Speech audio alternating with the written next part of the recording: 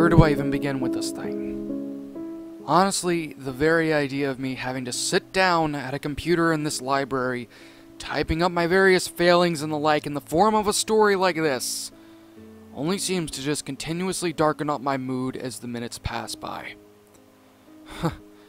However, thanks to my wonderful and expensive as hell therapist that I've talked to for the past few weeks, I've pretty much been forced to write or type down my experience, and I hope that it might alleviate some of the pain that I'm currently going through at the moment. Her words, not mine. Although if that crazy bitch would just shut the fuck up and just let me talk for a good few minutes, then maybe this might have been an avoidable consequence to my actions. Oh well, though, maybe some of you out there might actually be interested in what I'm talking about, but if you aren't, that's fine as well. I don't exactly expect too much from the rest of the world out there. To get this shit show on the road, I'd like to start this thing off by saying that my name is Austin.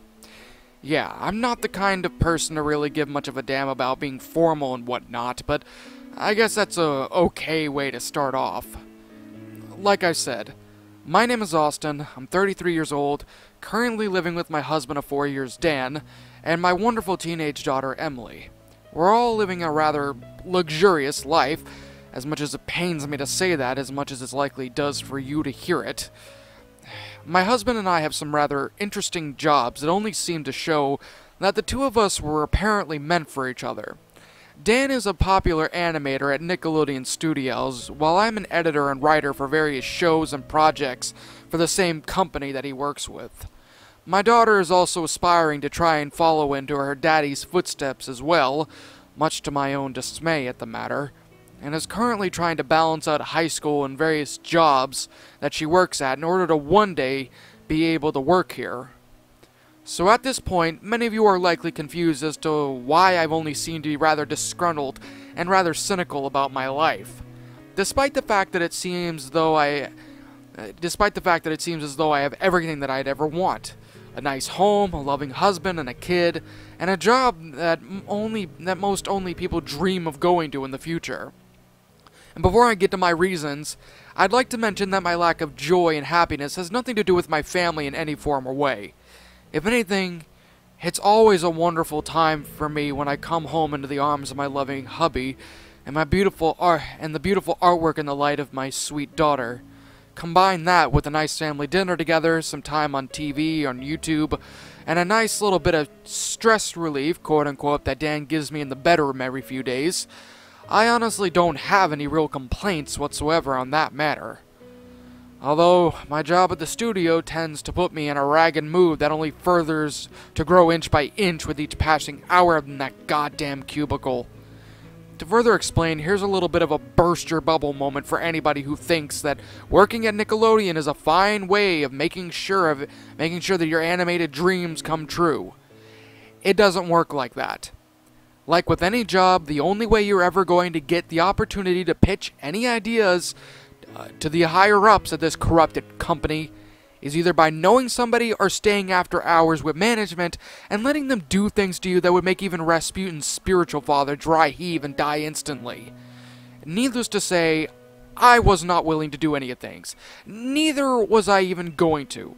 Main reason being was that I was not willing to sit there and screw around with some kind of higher-up and cheat on the man who saved my life on numerous occasions for my own self-destruction, and thus destroy everything that we've had for each other because I wanted to get a bit higher on the little pyramid scheme that Nickelodeon holds onto. So from that day on, well, from the day that I'd worked my job there after my internship to this very day, I've lived with having to waking up early in the morning, 7 days a week, have to go out and get breakfast, usually coffee and donuts for the fat fucks, for the other hand employees and bosses to enjoy while I barely got anything to eat there, then have to sit at a fucking computer screen for at least 5.5 hours before getting that one bright spot on my life by going and eating lunch with Dan in the break room, and then finally back to my desk to work for another few hours and compile shitty scripts that I absolutely hated making for various creators and the like that really didn't deserve to be in the studio in the first place. One funny little story about that, actually. is the one time I had to write script after script for this god-awful show by the name of Breadwinners. I tried numerous times to actually provide something funny, or at least an interesting concept in the script to try and balance out the stupidity.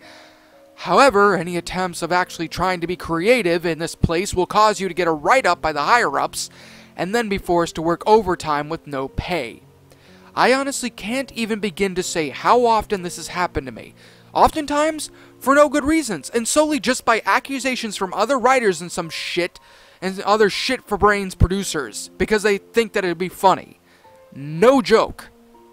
And of course, every time that would happen, I would be scolded, written up, for the 3rd or 4th time, or 600th time, and then be forced to work overtime.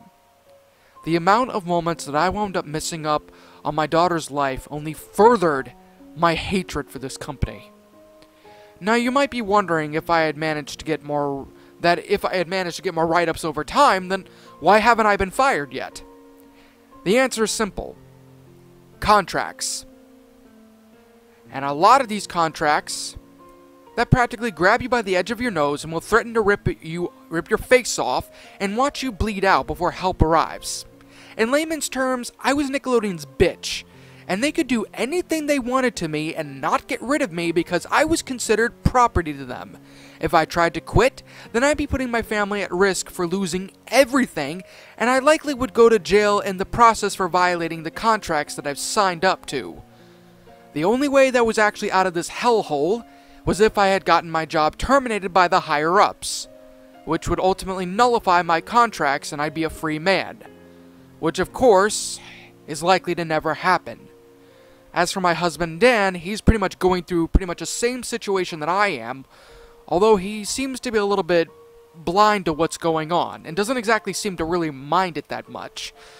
I mean, he is a rather joyful and wonderful kind of man, so I guess he really does love his job.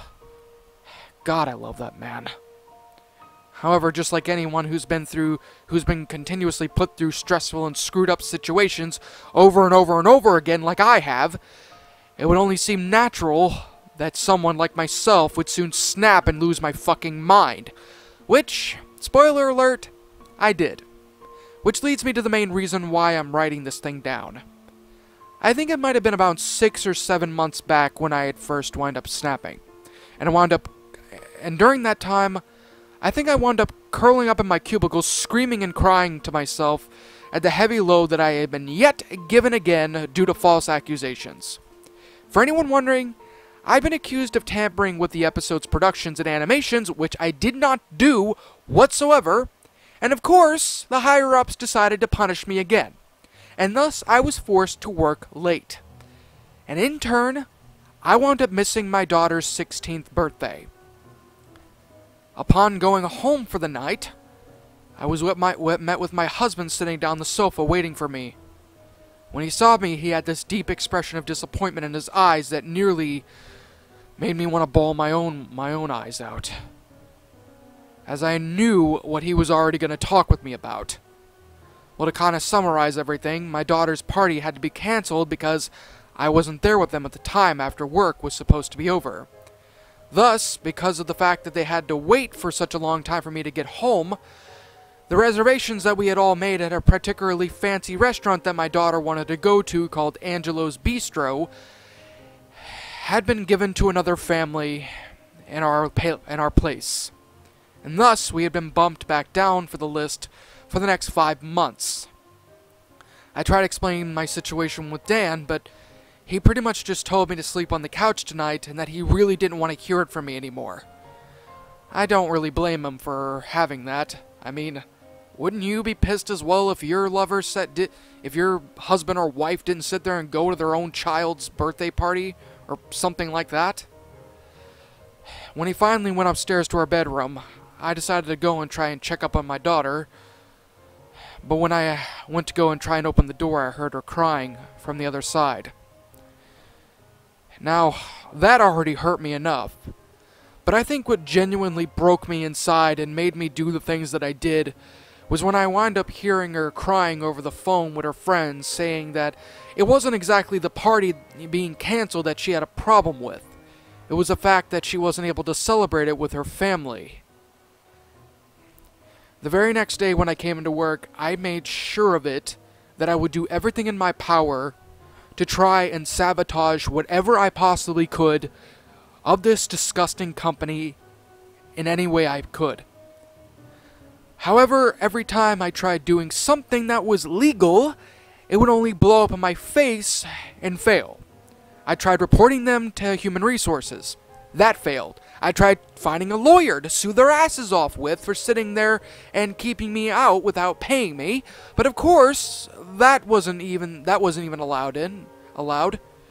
And finally, I tried doing what I could to try and expose their horrible treatment.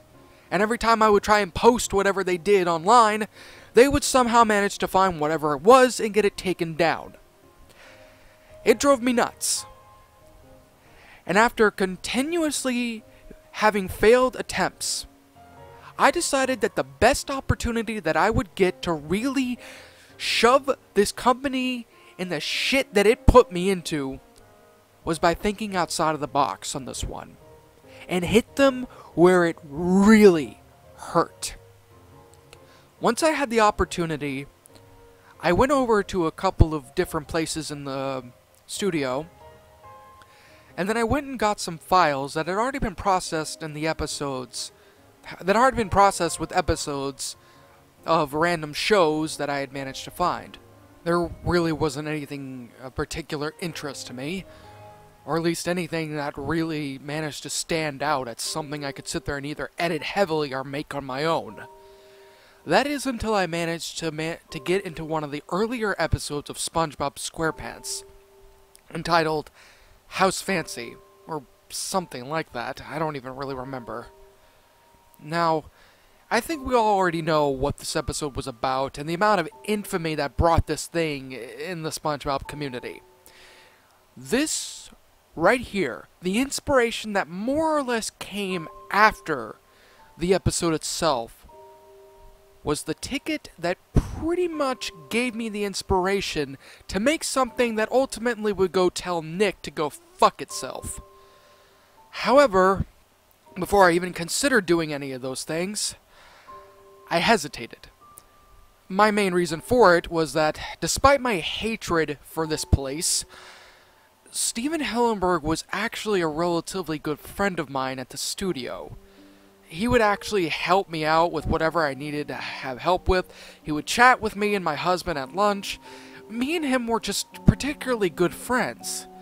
And especially knowing that the man unfortunately passed away not too long back really only continues to fill me up with guilt. I mean, the main thing that really went through was what this could honestly do to Steven Hillenburg and his show if something that I wound up doing would wind up screwing him over. I mean, it was a really big pain, and I actually think I took a couple of days to really make the decision that I needed to do this.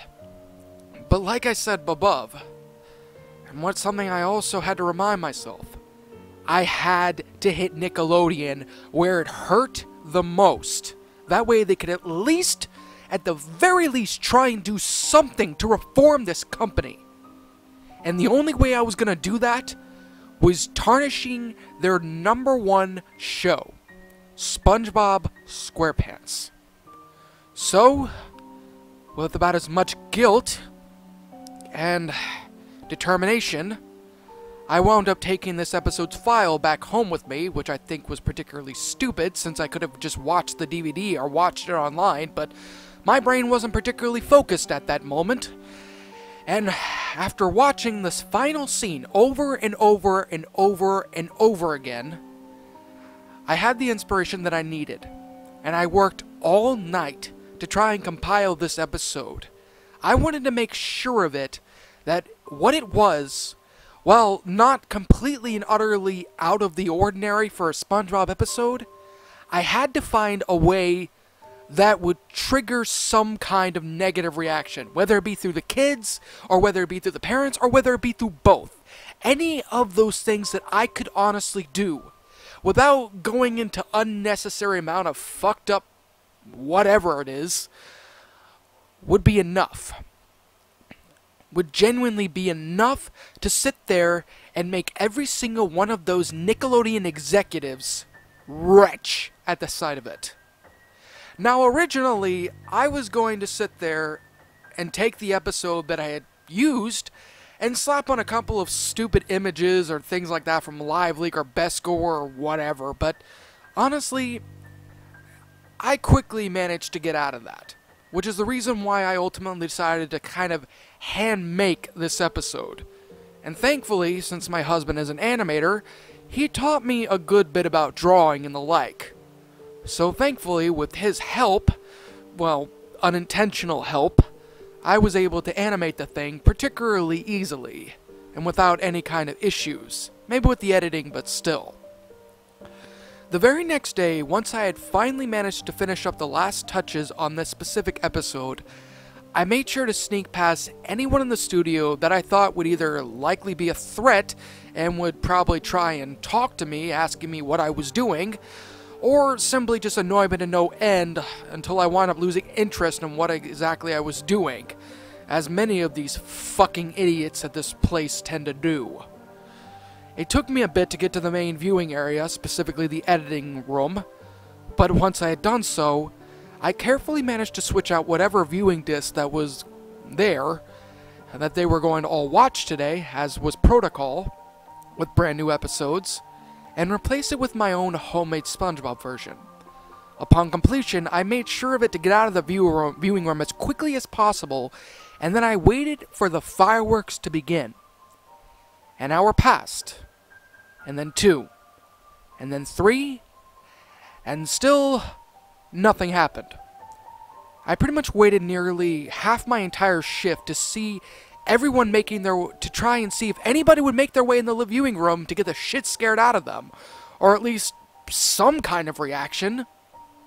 But other than maybe 1 or 2 people that had entered and exited from the room itself, there was nobody else that went in there. I mean, this kind of confused me for a bit, as I knew for a full-on fact that today, a Thursday of all days, was the day that the editors and animators for each of these episodes or whatever would go into the viewing room and pretty much review the show to see if there was any kind of kinks or issues that needed to be fixed. Pretty much admitting defeat at this point after the 5th hour, and with lunchtime coming by, I slumped down in my cubicle and just kept on working until lunch. When it came by, me and Dan were already in the process of finishing up our meals together. He had actually talked with me about yesterday and had pretty much asked me for forgiveness for sitting there and, well, for him sitting there and making me sleep on the couch for something that he honestly knew for a full-on fact really wasn't my fault. Of course I forgave him for it, and he forgave me as well for, at least not texting him or something. We did pretty fine. We actually had a little make-out session afterwards. But during that process, I suddenly had received a text from a couple of the higher-ups on our building telling me and a few other people to come down to the viewing room ASAP. This was a rather confusing request, as given the fact that I myself was a writer, an editor on some parts, but mostly a writer, it just didn't exactly seem rather, well, common for me to go somewhere, but as hesitant as I was, I ultimately made the decision to go there, to just kind of see what was going on.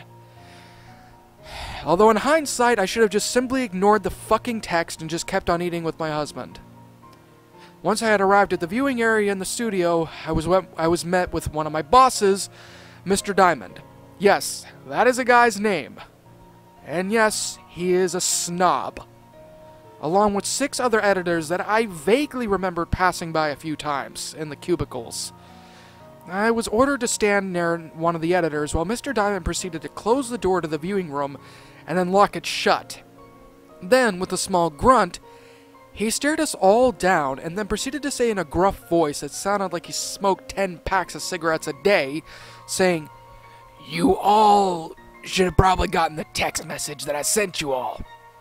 If you did, good. You're safe. At least for now." My boss said as he made his way over towards one of the televisions that was hooked up to a DVD player.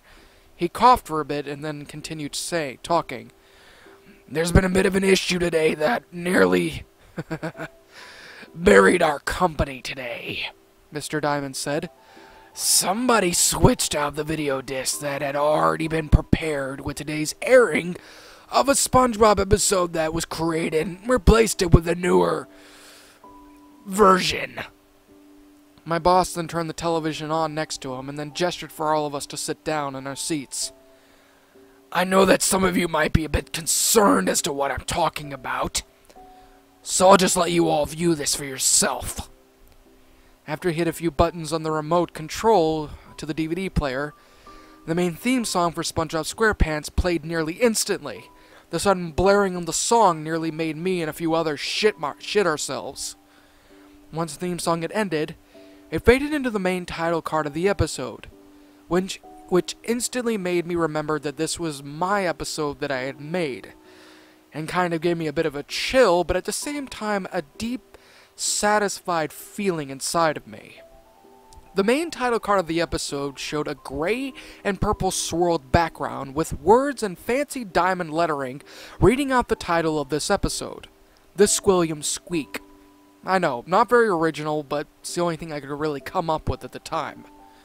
The scene then transitioned in the usual bubble splash screen and then showed us the typical layout of how most episodes go out, with the three homes of Patrick, Squidward, and SpongeBob in the background, before finally panning over towards Squidward's house, and then fading into the home to show Squidward sitting down in his bed relaxing with a rather satisfied look on his face. He sits like this for about a few seconds before letting out a small sigh, a happy one, and then he proceeds to get up from his bed and starts making his way downstairs. Once he finally makes it downstairs, he quickly goes over to the coffee maker that apparently was already filled up and pours himself a cup of coffee and then goes to his television and proceeds to turn it on. Squidward then sits down and the TV screen immediately turns to show a scene that only seemed to make Squidward's smile grow a bit wider. The camera angle cut to show Squilliam Fancy Son on his knees, crying his eyes out, as a large tow truck gathered up the last of Squilliam's belongings before proceeding to tow whatever it was in the back of the truck, as well as, well, his house, completely off screen. While Squilliam Fancy Son simply falls down to the ground, continuing to cry in the process at the fact that he no longer has any kind of possessions whatsoever, a news bar immediately pops up on the bottom, as most news things tend to go up. And then, immediately, a female fish reporter walks onto the screen and then begins to speak. She mentions that Squilliam Fancy Son had been completely cut off from all manners of payment and the such from his family and his fortune, and forever blacklisted from any kind of fancier job opportunity in Bikini Bottom, due to an anonymous report via phone call of fraud and tax evasion, which, after investigation, had been proven to be true that what Squilliam Fancy Son had done. Thus, he of course wound up losing everything that he had done, and was in the process of pretty much having charges filed onto him. As the scene continued to focus on the crying cephalopod and the female reporter continuously speaking her lines as she did, Squidward's laugh could be heard in the background, slowly growing to a full-on hysterical laughter as the news broadcast continued on showing the footage of Squilliam lying there on the floor, crying his eyes out.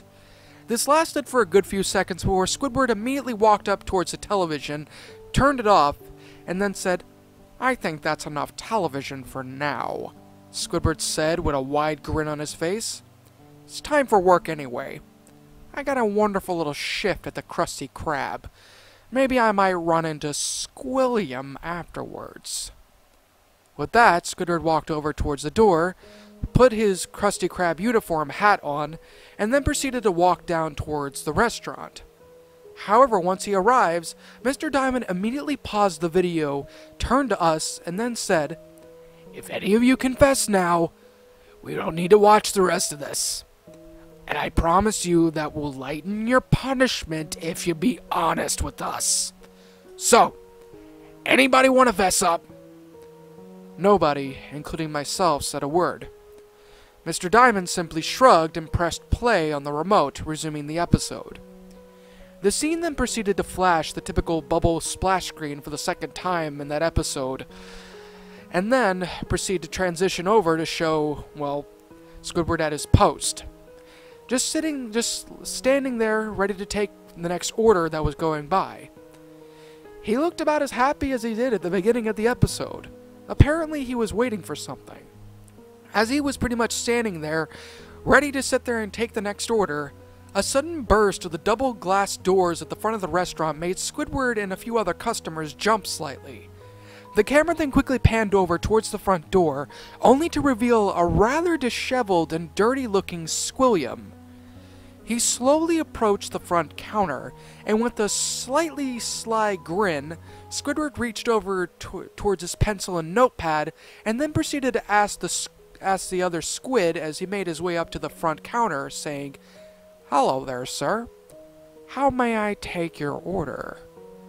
Squilliam simply stares at Squidward with a look of disgust and desperation. He simply slithers up towards him and then grunts, Can I have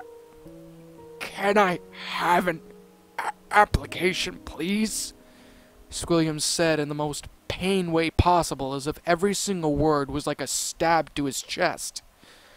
Squidward doesn't even really hesitate, and then proceeded to reach down into the boat area once again, off screen, and then produced a paper application and a number 2 pencil to the forlorn squid. Squilliam proceeds to take the paper and pencil and begins to fill the application out. As he does this, Squidward simply stares at Squilliam with a rather stoic-looking face. He seemed to be rather enjoying the amount of much-needed torture that he was giving the cephalopod. Squilliam then went back to the register and handed in the application to Squidward, to which Squidward read and then said, "Well, sir, it seems as though you seem to be a bit too overqualified for this job. I'm afraid that we're not going to be able to hire you at the moment, but come by in a couple of months or so, and we should have something for you," Squidward says. It's at this point that Squilliam immediately breaks down into tears and then falls down on his knees, practically begging Squidward to give him a job, basically going on about how everything else in this town had rejected his applications, how he had been blacklisted from his jobs, and how he was practically homeless and was starving to death. Squidward, with about as much false pity as he could muster, accepts Squilliam's pathetic pleas and then proceeds to hand him a Krusty Krab hat. "Welcome aboard, Squilliam," Squidward says. Squilliam then takes the hat and hesitantly puts it on while the other Bikini Bottomites look on and start to laugh. As they laugh, Squidward proceeds to motion over for Squilliam to follow him into the kitchen area. As the two make their way into the kitchen, Squidward hands Squilliam a spatula and says, "Your first job is to cook the food that we have here. All the patties are in the freezer so get them when it's needed. Oh, and you'll be particularly responsible with janitorial duties. Today's task, you get to clean the bathrooms as well. Every urinal, every toilet. With a nice little scrub brush as well." "What? You mean I have to scrub the filth out of those disgusting Bikini Bottomites' toilets? I'd rather die," Squilliam retaliates. "Oh, well, that's fine. If you don't want a job, then I think somebody else could easily..." Squidward was interrupted by Squilliam shaking, grabbing onto Squidward and saying, Okay, fine, I'll do it. Just don't fire me." Squidward smiles again, and then proceeds to hand Squilliam his brush, and then points over towards the door to have him start up his job. And then after that, Squidward starts to laugh again, and then the scene cuts out to show the end of the day. As Squidward is leaving his post, clocking out in the process, Squilliam immediately burst out of the bathroom, looking about as tired as he could honestly be. He falls to the ground, practically wheezing from the amount of strain that he was suffering from today's work. "Well, I see that you're done for the day," Squidward says as he bends his head over towards Squilliam's, meeting him eye to eye. "Yeah, I'm done." "When do I get my money?" Squilliam asked. "Oh, about that. Mr. Krabs wasn't here today, so until he comes back from his little vacation, you won't be getting paid until he comes back and verifies your application." Squilliam then immediately stands up, a look of rage plastered on his face as he says, "What the fish paste? You mean to tell me that I was pretty much wasting my entire day working for free at a disgusting, greasy, fast food eatery, and you didn't even bother to tell your boss about me being here? Did you even hire me to begin with? Do you even have that power?" Squilliam yells. "Nope. Oh, and you might want to get yourself cleaned up a bit, Squilliam. We have an inspection coming up in the next few days, and if you don't look your best, well, you're pretty much fired anyway," Squidward says, chuckling to himself. Squilliam simply mutters as he makes his way back into the bathroom, ready to clean whatever gunk and such that he had off of him.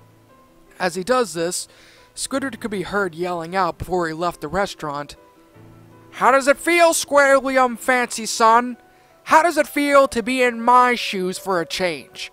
All the times you mocked and ridiculed me for my decisions and my failures, well, it's all coming back to bite you in your butt. Who would have guessed that one phone call would have..." Squidward stopped himself, covering his mouth as he said that final word. The scene cut back to Squilliam, whose face immediately shot up at the last words that Squidward had said. Seemed as though his 2 plus 2 had wind up coming together for him.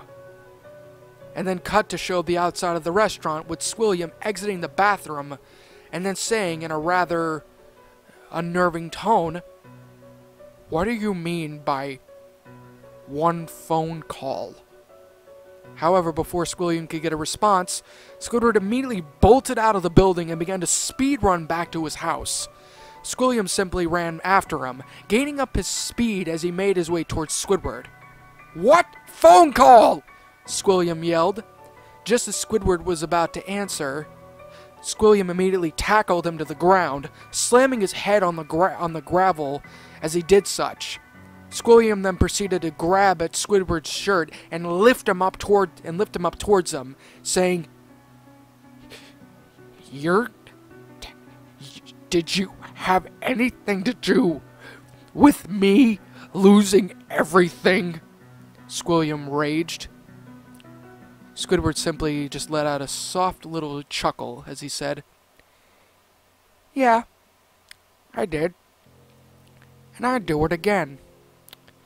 After all the pain and torment you put me through, Squilliam, it's only nice that you sit there and you get your just desserts."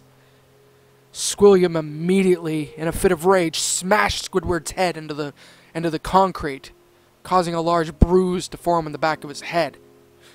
"You ruined me! I can't get a job anymore! My money is gone! Why? Why, Squidward? Why did you do this to me?" Just as Squilliam was about to finish his rant, the episode was paused once more. Mr. Diamond then stared at all of us before turning the television off and ejecting the disc and placing it back into a case. And then after that, he slammed the disc right in front of us on a small table and said, "I've decided that I'm not gonna show you all any else more, because I think it's for the better that I describe the rest of what our viewers saw in my own words," Mr. Diamond said in a vicious tone. It was a bit of a disappointment that the rest of my episode hadn't been played out in its entirety, but those thoughts were quickly snuffed out when Mr. Diamond had started making his way towards us. "What happened after that little discussion with Squidward was not a very pretty one. In fact, it wound up getting into some rather graphic fighting. Scared a lot of kids when it was seen. Thankfully, we managed to pull the rest of the episode off the air before it showed Squidward, bashing Squillum's skull in with a rock. Mr. Diamond hissed at us. So now that we have all of that out of the way, anyone want to confess? If you don't, I will start firing every single one of you, one by one, until you either give me some information of who or what did this. Or else you can just kiss your jobs goodbye and be forever blacklisted. Do you want that? Do you want that for your families? Mr. Diamond, for the next minute, just stood there and glared at us as we all sat there. Nobody particularly said a thing, but it wasn't exactly hard to say that everybody was starting to practically lose their minds. A couple of them were even starting to go through panic attacks and anxiety issues. Honestly, I could definitely tell that the others in the room were not exactly gonna fare well. And while I will admit that I hated my job and a lot of people in there, it honestly wouldn't have been fair for any of those other people who I didn't even really know to get thrown under the bus because of the fact that I sat there and decided to make something to sit there and screw around with the company. In fact, I would even go as so far to say that I had no intention of this ever being aired. The very fact that something like this had actually been aired to this very day really gets to me sometimes. I mean, I only made that episode as a way to screw around with a couple of the editors and test marketers or whoever the fuck.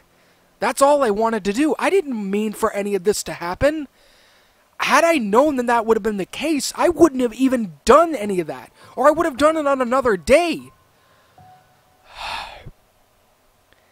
It was already enough. And while, like I said, I hated my job, I wound up standing up and pretty much spilling the beans on my own self. I admitted the whole thing, and basically after that I was pretty much... Everybody else was thankfully let go without any kind of issues, thankfully. Nobody got fired, but I had to stay in for a good few hours. I won't exactly go into much detail about what happened during that time or what happened afterwards, but one thing that didn't happen to me that I really wanted to happen was that I didn't get fired. In fact, not only wasn't fired, I was also threatened with legal actions and a possible lawsuit for over 10 grand for not only violating the contract that had been signed by the network, but also being given a huge fine as well as a lawsuit, and plus the possibility of me myself having to deal with other lawsuits from parents who now have to sit there and send their kids to whatever kind of psych ward or whatever it was that they had to go to, or at least therapy at the most. Now, thankfully though, I managed to work out some kind of a deal with the higher-ups and the others. I was able to keep myself from getting fined, and I wasn't going to get sued. However, for the next 6 months, I had to work overtime. None of it was paid. I had to do it, and if I complained or did any of those things, the charges would go back. And of course, it only hurt me more. Not only was I not getting as much payment, but my husband and I were starting to fight a lot more. Even now, we currently fought for the second time because of the fact that I've been home late.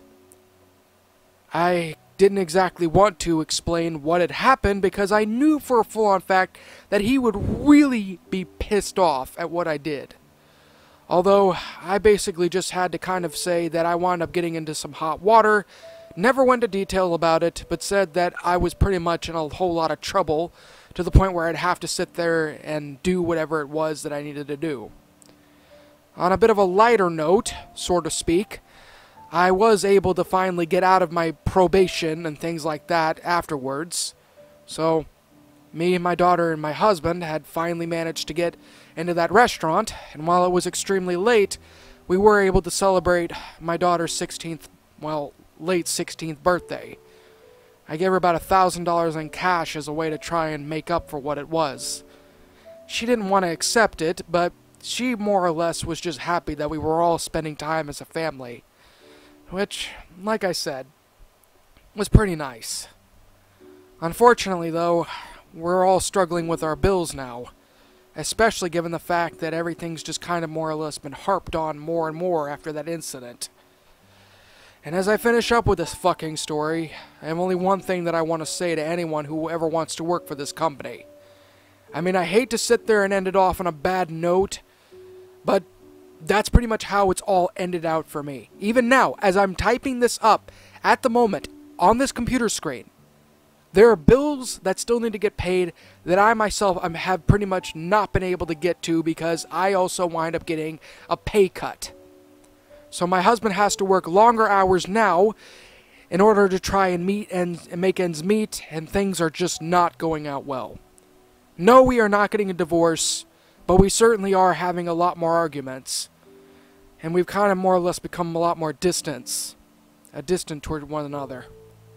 I get it that it's my own fault for doing that.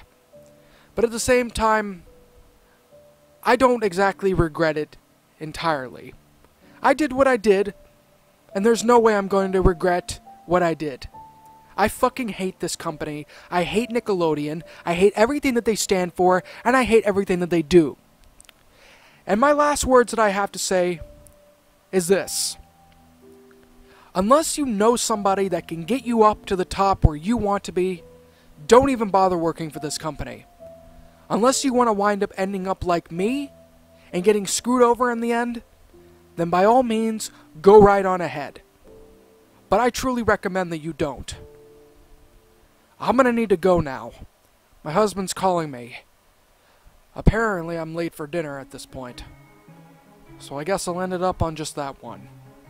But please, and I repeat, please, for the love of God, take what I say to heart. Learn from my mistakes, and try and make better decisions than I ever could have made. In fear and surprise, as your eyes widen, your mouth goes dry with each battered breath. You try to scream, your mind begs to leave, glued to your computer screen. The killers they slash, the tapes burn and crash. The cartridge you bought will be your final haunt. The rituals of hate will seal your fate.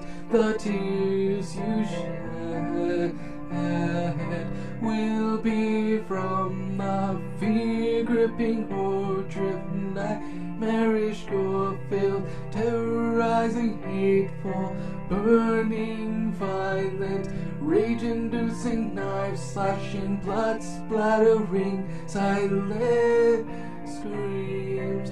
Only time will tell if you will escape this online hell.